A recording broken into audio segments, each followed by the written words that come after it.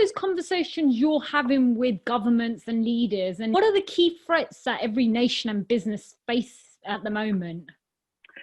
So I think the thing we have to do is we have this meantime situation, but it's heading to a situation that's more difficult too.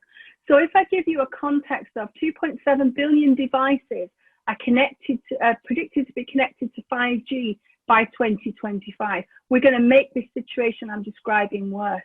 And at Flying Binary, in our research arena, we already have 6G and 7G arenas in the lab.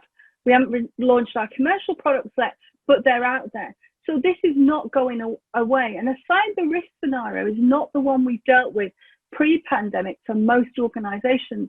And why is that? The conversations I'm having in boardrooms across the nations are, we need to look at distributed, not a centralized architecture. So work from home is not just the only element of that.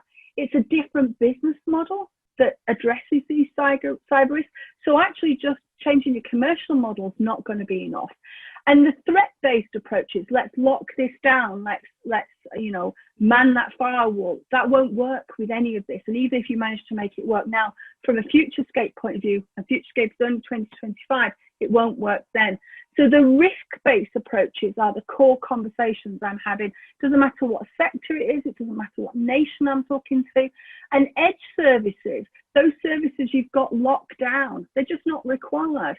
And so what we're looking at is how do we manage a cyber risk across the core services, which, that's cloud, work from home has predominantly been cloud anyway, and the endpoint services, whether that be a robot, whether that be a sensor, whether that be, a mobile phone.